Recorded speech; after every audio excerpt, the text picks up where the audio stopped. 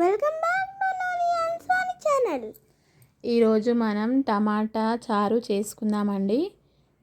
అరకిలో టమాటాలని ఈ విధంగా కట్ చేసుకొని ఒక కుక్కర్ తీసుకొని అందులోకి టమాటాలని వేసుకోవాలి. 1 స్పూన్ ఉప్పు, 2 స్పూన్ల కారం వేసుకొని ఈ విధంగా కలుపుకోవాలి. కుక్కర్ మూత పెట్టి 3 విజిల్స్ వచ్చిన తర్వాత గ్యాస్ ఆఫ్ చేసుకోవాలి. ఈ విధంగా మనకు ఉడికిపోతుంది. చింతపండును అందులో వేసుకొని మనం ఈ విధంగా కలుపుకోవాలి. టమాటా గుజ్జు కొన్ని వాటర్ పోసుకోవాలి. ఈ విధంగా టమాటా చారునైతే చేసుకోవాలి. ఈ విధంగా మనం టమాటా చారుని చేసుకోవాలి. ఇప్పుడు మెంతాకు, కరివేపాకు, ఉల్లాకు, పచ్చిమిర్చి, ఎండుమిర్చి తీసుకోవాలి. ఒక గిన్నె పెట్టుకొని అందులోకి 1.5 పావు ఆయిల్ వేసి జీలకర్ర, ఆవాలు, ఎండుమిర్చి వేసుకోవాలి. పచ్చిమిర్చి వేసుకోవాలి.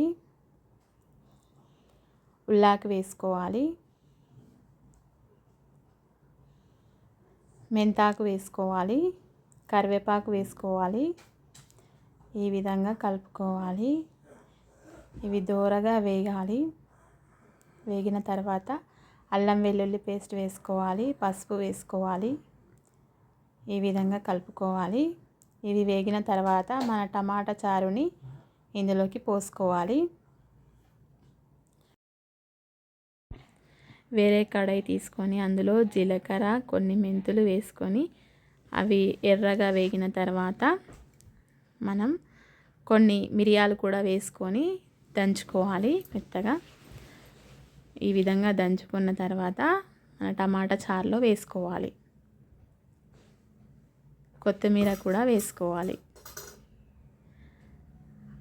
కొంచెం తగినంత ఉప్పు కూడా వేసుకోవాలి. మనం టేస్ట్ చూసుకొని వేసుకోవాలి ఉప్పు. అంతేనండి, టమాటా చారు అయితే మనకు రెడీ అయిపోయింది. మా మమ్మీ చేసిన టమాటా పులుసు చాలా బాగుంది. మీరు కూడా ట్రై చేయండి. తర్వాత లైక్ అండ్ సబ్స్క్రైబ్ చేసుకోండి. Bye bye. రేపు కలుద్దాం.